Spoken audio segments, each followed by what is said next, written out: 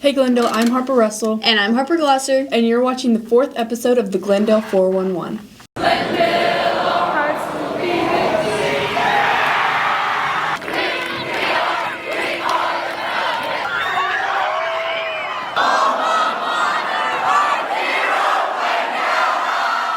Podcast, Ghosts, Pythian and Castle. Do we have your attention? Kinsey St. Clair and Sinai Crawford take us behind the scenes on the Midwest Ghost Hunters. Within the walls of historic Pythian Castle, a local group of podcasters share their experience as Midwest ghost hunters. Usually our podcast is us presenting the finds, the evidence from those investigations. In between, when we're not having investigations, we'll talk about everything from ghosts to UFOs to reluctantly sometimes Bigfoot. Chris contacted me and wanted to use some audio equipment, some video equipment to go out and do this paranormal investigating stuff. And I was like, what do you mean paranormal investigating? He's like, well, we go out and we look for paranormal activity in houses and stuff. And I'm like, you mean you guys are like the Ghostbusters? I mean, that's what you're doing? He said, no, we don't remove stuff. We just document it. And I'm like, okay, yeah, you can use my stuff. You can go out and do that. And they did, and I ended up reviewing some audio stuff, and I heard a voice on the video that wasn't there. The voice said, burn. That kind of spurred my interest in it. And the EMF detector goes off too. Let me do it again. A radio station asked us to do a podcast on their platform.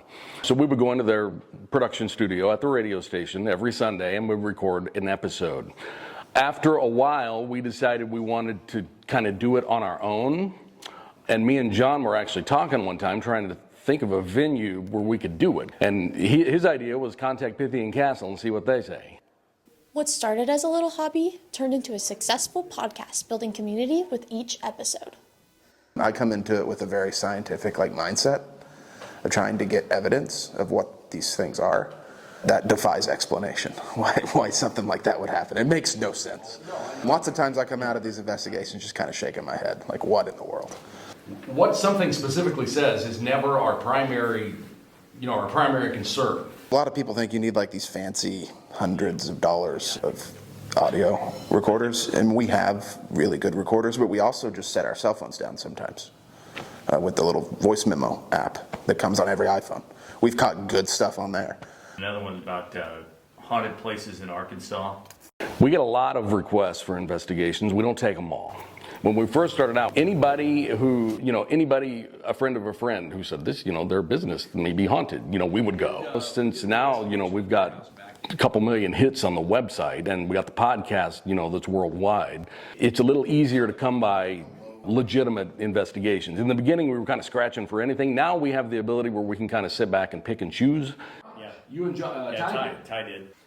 Now she's got them all over. It was never. The scariest one for me was a location we did in Willard. I don't think it will ever be any worse than that. The grandmother had said that the granddaughter was seeing monsters come out of her closet. And we went down, we investigated the place. We didn't find anything. And it was on our third time that all hell broke loose. Something came running down the hall and blew in my ear. Chris had a hold of the little girl's room door, and all of a sudden something starts pushing on it and pushing on it. We ended up running out of the house, and when we did clear the house, you hear the sound of the little girl's closet door slide open and close.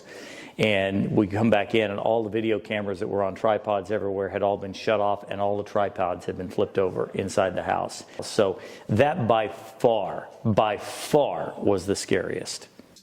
If you're looking for a paranormal podcast, look no further than Midwest Ghost Hunters.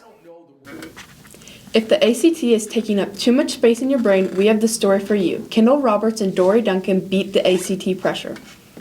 It seems like the ACT is all anybody can talk about lately.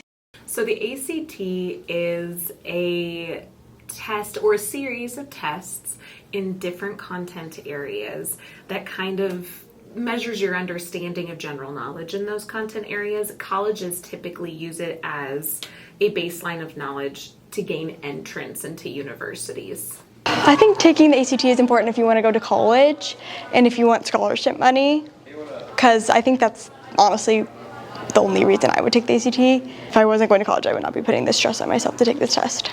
People should take the ACT because it gives a good understanding of people's comprehension of all 4 subjects over the course of their education. There's a lot of pressure because there can be some high stakes assigned to the ACT scores. So for certain universities, scholarship amounts can be connected to ACT scores.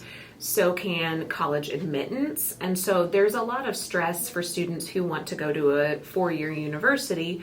What stresses me out the most about the ACT, look, just everyone comparing their scores. Like everyone's like, oh, what'd you get? And it's like a 5. Like, what do you mean? Because then you're like comparing yourself to others and your score and you're like, I'm not gonna get into college. And it's like, yes, you will.